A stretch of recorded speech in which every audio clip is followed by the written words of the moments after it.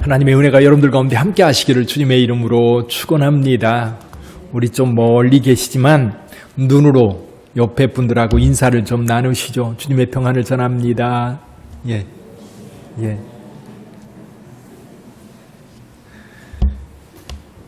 언택트 시대에 접촉이 없어서 참 그렇습니다.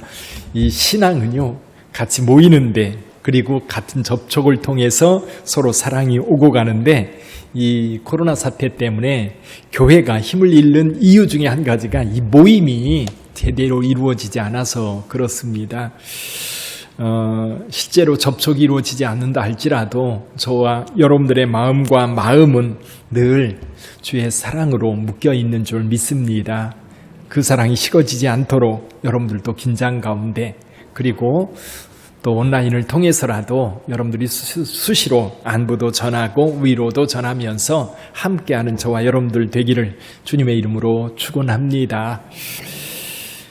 1979년에 12.6 사태가 벌어지죠. 그리고 12.12 사태를 통해서 신군부가 정권을 장악하게 됩니다. 정권을 장악하면서 그들에게 필요한 명분이 하나가 있어야 했습니다. 그 명분이 이런 거였습니다. 국민적 기대와 신뢰를 구축한다. 이 명분을 세우기 위해서 그때 내세웠던 게 뭐냐면 삼청교육대라는 것이었어요. 이 삼청교육대를 통해서 사회 정화를 위해 불량배 소탕 작전을 벌이게 되었던 거지요. 그래서 삼청계획 5호라고 하는 것을 발표하고 1980년 5월 달에, 사실은 5월 달에 큰 사건이 있었어요. 5월의 봄이라고 해서 대대적으로 민주화 운동이 벌어지게 되었던 거지요. 그때입니다. 그때 삼청계획 5호가 발표되고, 그리고 삼청교육 작전을 벌이게 됩니다.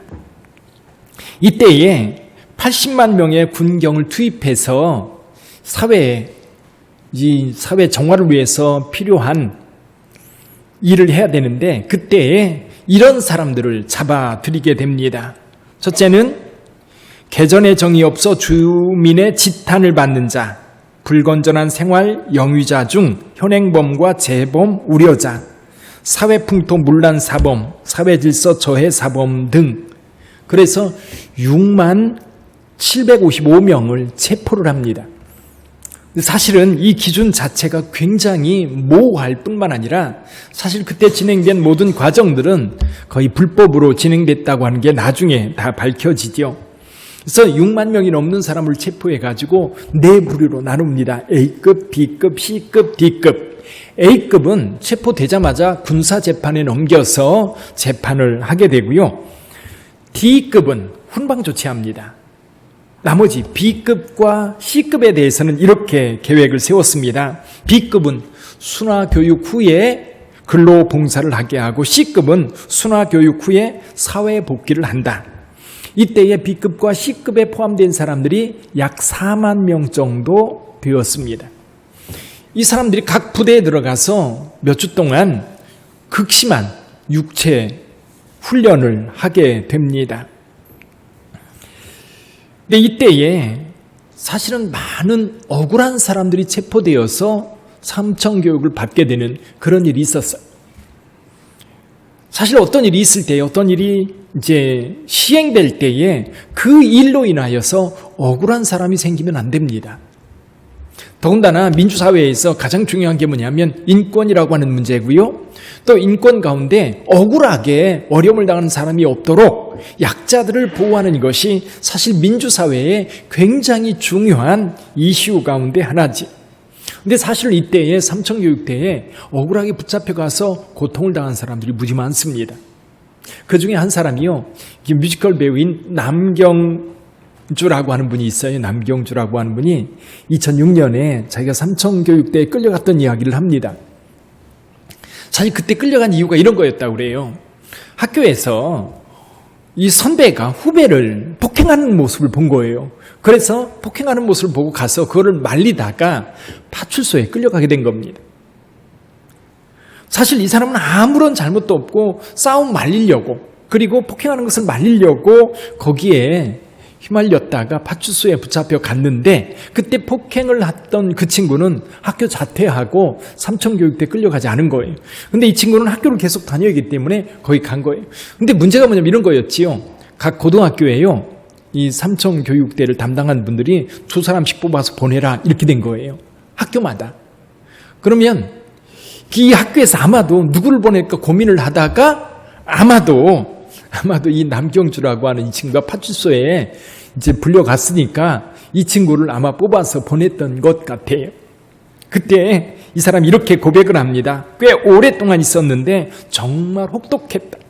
군대에서 얼차려 받는 것 매일 했다고 생각하면 된다. 당시에는 말도 안 되는 일들이 많이 일어나고 있던 그런 시대이기 때문에 나는 때를 잘못하고 났나 보다 그렇게 생각했다는 거예요. 사실 요즘에도요 그런 일이 있지. 요즘에 정부에서 계속 이제 정말 혼신의 힘을 기울여서 펴고 있는 정책 가운데 한 가지가 부동산 정책 아닙니까? 그래서 대통령이 엊그제 발표했던 것처럼 부동산으로는 돈 벌 수 없다라고 하는 인식을 분명하게 심어주겠다라고 했는데 문제는 뭐냐면 이 정책 때문에 많은 사람들이 피해를 보고 있다는 거예요. 그래서 엊그제 또 그 피해 본 사람들이 데모를 했잖아요. 더군다나 지금 집 한 채 간신히 마련해가지고 이 청약을 해서 계약을 해놨는데, 그 계약금을 지불해놨는데 지금 이렇게 되면 팔라는 얘기냐 아니면 그것을 사라는 얘기냐. 처음 집을 계약했는데 그것 때문에 너무나 피해를 많이 보게 됐다라고 이야기하면서 지금 데모를 하는 사람들이 생긴 거예요. 한편으로는 좋은 정책이라고 생각을 했지만 또 한편으로는 억울한 사람들이 너무 많은 거예요. 이건 좋은 정책이 아닙니다. 그러니까 민주사회에서 굉장히 중요한 부분이 누군가 억울한 일을 당한다면 그 억울한 사람들이 최소화돼야 되고요. 또 그 억울함 당하는 사람이 사실은 없어야 맞습니다. 근데요, 이런 억울한 일이 일어나지 않게 배려하는 모습이 오늘 본문의 말씀을 통해서 나타나고 있습니다. 오늘 비유를 한번 살펴볼까요? 예수님께서 천국 비유를 또 하나 말씀하고 계신데요. 이렇게 말씀합니다. 천국은 좋은 씨를 제 밭에 뿌린 사람과 같으니 사람들이 잘 때에 그 원수가 와서 곡식 가운데 가라지를 덧뿌리고 갔더니 싹이 나고 결실할 때에 가라지도 보이거늘. 그러니까 밭에 좋은 씨를 뿌렸어요. 좋은 씨를 뿌렸기 때문에 당연히 이 좋은 씨가 싹이 나서 좋은 열매가 맺어지기를 주인도 기대하고 종들도 기대하고 주변 사람들도 다 기대했을 거예요. 근데 문제는 밤에 몰래 이 원수가 와서 가라지를 덧뿌렸습니다. 근데 곡식 자라는 데 보니까 가라지도 함께 자라는 거예요. 그래서 종들이 말합니다. 어떻게 할까요? 가라지를 뽑아버릴까요? 그때 주인이 이렇게 말합니다. 29절에 보면 주인이 이르되 가만두라. 가라지를 뽑다가 곡식까지 뽑을까 염려하노라. 이게 주인의 마음이고 이것이 예수님의 마음입니다. 분명히 가라지는 이 곡식들에게 해를 줘요. 분명히 이 가라지는 여기 있으면 안 돼요. 뽑아버려야 돼요. 없애버려야 돼요. 그런데 주인은 그냥 두라는 겁니다. 이유가 뭐예요? 가라지를 뽑다가 곡식이 다칠까 염려된다는 겁니다. 가라지를 뽑다가 곡식까지 뽑을까 염려가 된다는 거예요. 그대로 두라는 거예요. 그대로 뒀다가 추수 때에 가라지를 먼저 묶어서 불에 던지려고 준비해 놓고 그리고 알곡은 모아서 내 곡간에 드릴 것이다 말씀합니다. 근데 이 비유에 대한 해석이 뒷부분에 나와요. 36절부터 43절까지에 보면 이 비유에 대해서 예수님께서 해석해 주십니다.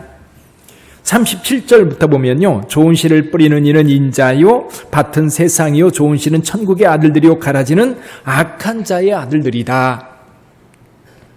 그러니까 이 밭은 세상이고요. 좋은 씨를 뿌리는 자는 인자, 예수 그리스도를 통해서 이 복음의 씨, 좋은 씨가 세상에 뿌려졌습니다. 세상에 뿌려질 때에 이 뿌려짐으로 인하여서 여기 좋은 씨는 천국의 아들들, 즉 예수님을 믿어 하나님의 자녀된 자들인 줄 믿습니다.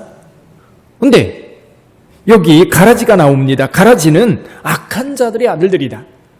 그러니까 예수 그리스도께서 이 땅에 선한 것을 심었음에도 불구하고 여전히 악을 행하며 살아가는 자들이 바로 이 가라지라는 거예요.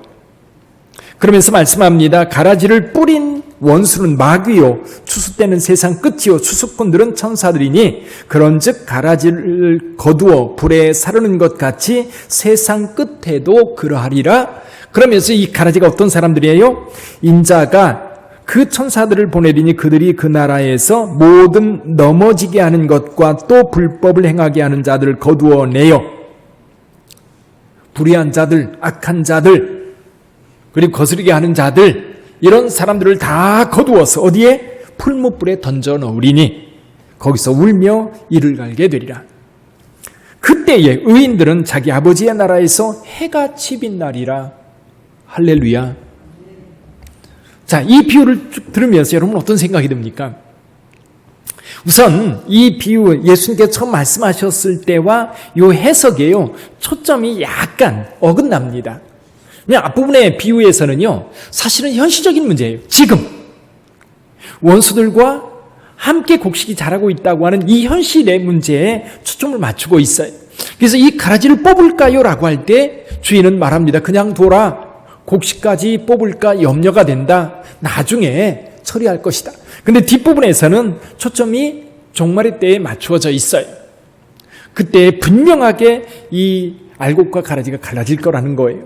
그래서 이 알곡은 창고에 들이지만 그래 천국에서 아버지의 나라에서 해같이 빛날 것이지만 가라지로 구분된 염소로 구분된 그런 사람들은 여기 풀무불에 던져져서 슬피 울며 이를 갈미 있으리라. 자, 이 비유를 통해서 저와 여러분들은 오늘 앞부분의 비유에서 주인이 가만두라 가라지를 뽑다가 곡식까지 뽑을까 염려하노라. 이 말씀을 좀 같이 생각해 보기를 원합니다. 자, 이 말씀을 통해서 주시는 메시지가 뭘까요?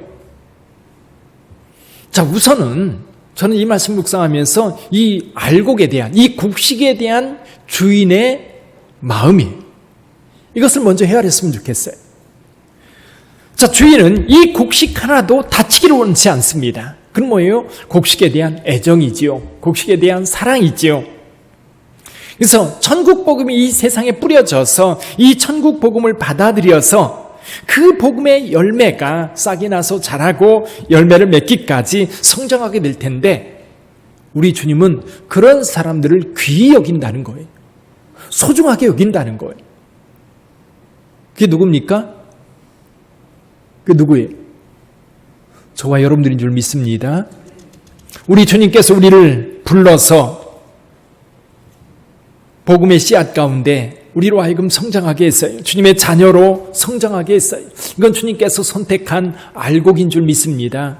곡식인 줄 믿습니다. 근데 그 곡식이 자라거나 말거나 내버려 두는 게 아니에요.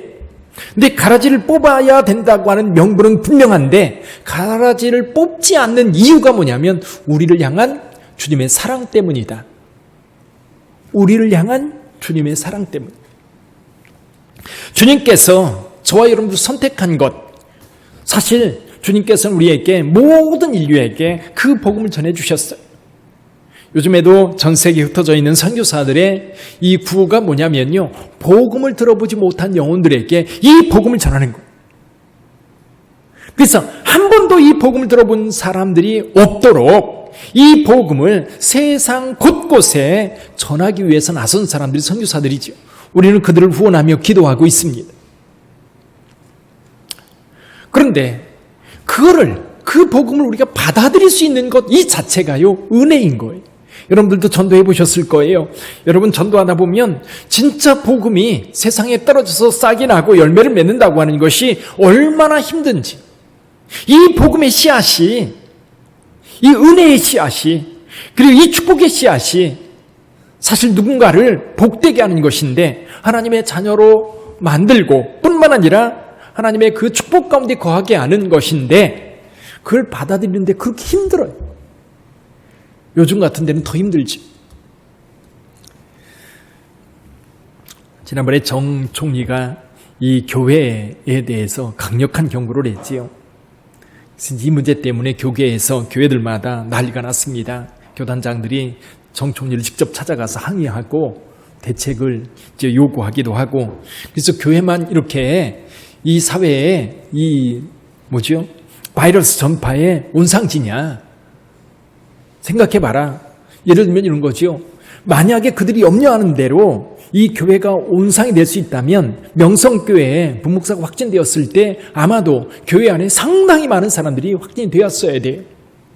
이번에도 수원중앙침례교회 여러분 9,000명 검사했다고 그래요. 근데요, 그 중에 초기에 몇몇 사람들만 감염되고 전혀 전파되지 않았어요. 어떻게 하다가 외부에서 접촉점이 돼서 교회 성도들에게 들어와서 몇몇은 전파될지 모르지만 실제로는 교회가 온상이 되어서 확산되어 가지 않아요. 그럼에도 불구하고 교회 집회를 금지하고, 더군다나 구리시 같은 데에서는 만약에 교회에서 이렇게 불법적으로 모임을 가지면 신고해라, 포상을 하겠다, 또 난리가 난 거예요. 인천 밑주얼구에서는 또 학생들한테 그 가정통신문을 보냈는데 교회 가면 안 된다고 공식적으로 이렇게 얘기를 해가지고, 그럼 교회 가지 말라는 얘기냐, 지금 기독교를 박해하는 거냐, 제 그런 문제 때문에 또 난리가 났습니다. 근데 여러분, 저는 이런 상황들 속에서 지난 주간 하나님 앞에 기도하면서 이런 결론을 생각했어요. 두 가지입니다. 하나는 뭐냐면, 교회는 언제나 어려웠어요. 오히려 그동안 우리가 너무 편안하게, 너무 안일하게 신앙생활을 해왔던 거예요. 내 마음대로 가고 싶으면 가고, 또 싫으면 안 가고, 또 신앙이라고 하는 것을 사실 나를 위해서 신앙생활하지, 내가 받은 은혜 때문에 하나님의 영광을 위해서, 하나님의 나를 위해서 내 자신을 어떻게 헌신할까, 그런 고민을 하면서 다닌 분도 많지만 그렇지 않은 경우도 상당히 많거든요. 근데 실제로 박해의 시대에는요, 신앙이 정말 보석처럼 빛나는 거예요. 오히려 지금 신앙생활하기 힘들 때에 하나님께서는 알곡과 가라지를 이렇게 구분하는 건 아닌지 모르겠다라는 두려움이 생겨요. 박해가 있을 때에 교회는요, 없어진 게 아니에요. 박해가 있을 때 지하로 교회가 들어가지만 오히려 박해가 벌어지면 더 확장되는 거예요. 어떤 분이 중국에 대한 이야기를 하더라고요. 문화혁명 때요, 50년대 60년대 초 이야기입니다. 그때에 여러분 중국에요, 모든 교회들 다 문 닫았고요, 모든 선교사들 다 추방했습니다. 그러고 나서요, 한 20년 흘렀습니다. 중국에 기독교가 없는 줄 알았어요. 근데 기독교 인구가 1억이 넘었대요. 박해하면 할수록요, 교회가 더 번져가요. 어려울수록 교회가 더 힘을 얻는데, 왜냐면요, 교회가 본질로 돌아가기 때문에 그래요. 본질로. 교회가 뭐냐라고 하는 본질을 찾게 되면 교회는 결국 세상에 생명을 주고, 또 교회는 세상을 살만하게 만드는 생명을 주는 거거든요. 그러다 보니까 교회에 대한 외적 박해는 있을지 모르지만 교회 내부는요, 본질로 돌아가면서 교회가 오히려 힘을 얻고 오히려 많은 사람들에게 생명력 있는 영향을 미친다는 사실. 그러니까요, 여러분 힘내세요. 그리고 여러분의 신앙도요, 본질적 신앙으로 돌아가시기를 주님의 이름으로 축원합니다. 예수를 믿는 믿음, 그리고 말씀에 순종하고 나가는 그런 본질을 찾을 때에 교회가 세상을 향한 영향력이 증가되는 거예요. 그래서 오늘 이 본문의 말씀을 통해서 가라지가 함께 자라오는 이때에 이 상황을 통해서 주님은 우리를 향한, 알곡을 향한 하나님의 애정과 하나님의 사랑이 더욱더 두드러지게 드러나고 있다는 사실을 여러분 꼭 기억하시기를 주님의 이름으로 축원합니다. 두 번째 문제는 뭐예요? 가라지가 함께 있어요. 우리 주변에 악한 자들이 많이 있어요. 그래서 매스컴에 요즘에는 이제 정부가 워낙 빠르다 보니까 매스컴을 통해서 어떤 악한 자들에 대한 행위가 드러납니다. 그러면 아마 여러분들도 그런 기도할 거예요. 아이고, 저런 악한 자들을 왜 하나님은 안 데려가고 내버려 두는지 모르겠다. 더군다나 여러분 스스로가 피해자가 됐을 때는 더 심각한 거예요. 우리 주변에 얼마나 많은 일들이 일어납니까? 안산에서 아이들이 먹는 것 때문에 신장 투석을 하고 있는 그런 상황들. 요즘 수돗물에 또 이상한 벌레가 나온다고 그래가지고 인천이 난리가 났지 않습니까? 여러분의 가정은 좀 안전하세요? 우리 집에는 아직 안 나와서 다행이에요.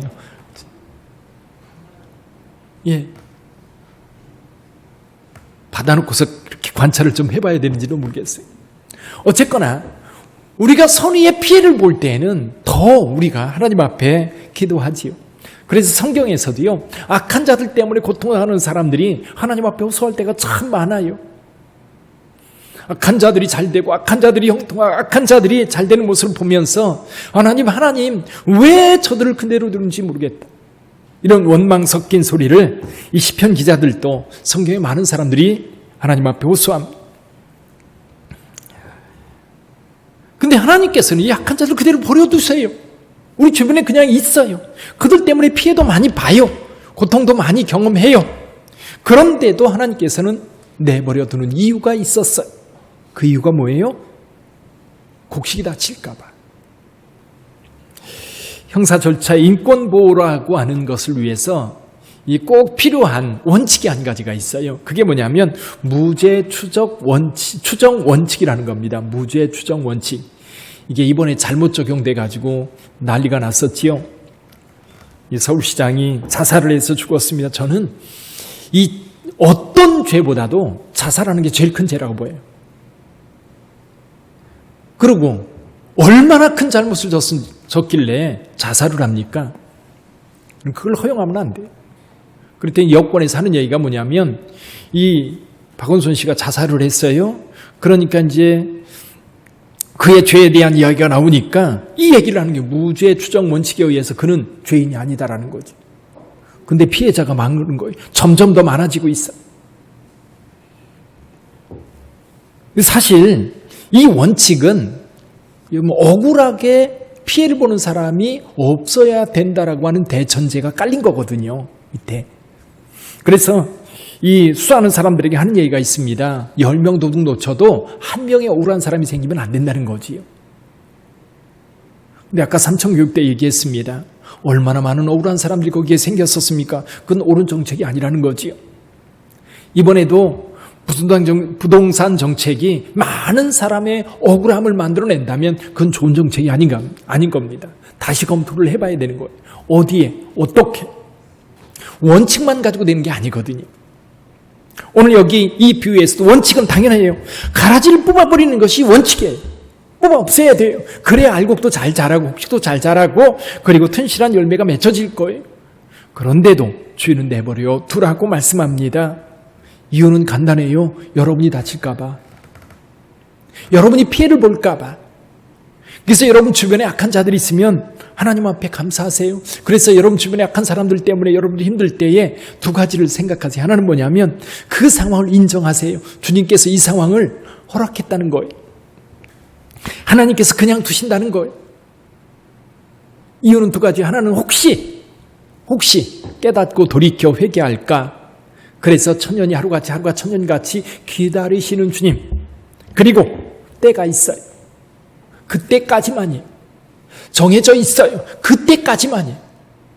그러니까 여러분들은 이 세상에 악한 사람들이 있을 때에도 하나님 앞에 감사하시기를 주님의 이름으로 축원합니다. 우리 하나님께서 여러분들과 함께 하신다고 하는 사실만큼은 분명하고요. 악한 자들이 있는 이유도 여전히 우리 주변에 있는 이유도 여러분을 사랑하시고 여러분이 행여 그 가라지를 뽑다가 다칠까 염려하는 주님의 마음 때문에 여전히 주변에 있는 줄 압니다. 그러므로 여러분 다만 악한 자들과 연루되지 않도록 여러분 조심하시기를 바랍니다. 악한 자들과 연루되어서 여러분들이 그 악한 자들과 함께 도매금으로 넘어가는 그런 일이 없기를 바라요. 그래서 여러분들이 여러분 자신을 잘 지켜야 합니다. 거룩한 모습으로 지켜가고 말씀을 따라감으로 하나님의 의로운 자로 끝까지 가야 해요. 오늘 본문의 말씀을 통해서 분명하게 우리에게 말씀하시는 것은 악한 자의 종말이 분명하게 있다는 것. 우리의 고통도 끝이 있다는 것. 우리 주님께서는 그것을 선명하게 선을 그어놓고 있어요. 종말의 때라고 하는 것을 분명하게 가정해 놓고 그때까지 악한 자들이 아무리 악한 모습을 가지고 날뛰어도 그거는 때가 있는 거예요. 그때까지만이에요.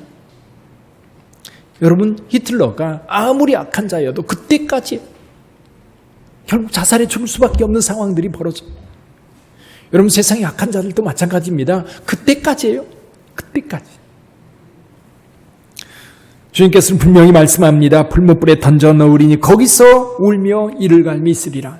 그러나 의인들은 아버지의 집에서 해같이 빛날 것이다. 그래서 오늘날 우리 주님께서는 이 두 가지를 분명하게 하시는데요. 하나는 지금 현실이에요. 오늘 이 상황 속에서 악한 자들과 함께 살면서 어려움을 당하고 있지만 중요한 것은 뭐냐면 이 가라지를 뽑아내려 하다가 이 선한 자들, 의로운 자들이 다칠까 봐 주님은 그 심판을 미루고 있다는 사실. 또 한 가지는 때가 되면 반드시 이 심판을 통해서 분명하게 구별될 때가 있다는 사실. 여러분 꼭 기억하시기를 바랍니다. 그래서 저와 여러분들이 세상을 보면서 속상해하지 마시고요. 하나님의 섭리와 하나님의 때를 이해하고 기다리는 저와 여러분들이 되기를 주님의 이름으로 축원합니다. 코로나 사태로 힘들고 어려운 이때에 오히려 저와 여러분들이 먼저 하나님 앞에 무릎 꿇고 기도하면서 교회라고는 공동체를 통해 끊임없이 하나님의 말씀과 하나님의 능력을 힘입으면서 세상을 넉넉히 이겨가도록 주님은 저와 여러분들을 돕는 줄 믿습니다. 그 주님과 함께하는 저와 여러분들 되기를 주님의 이름으로 축원합니다. 기도하겠습니다.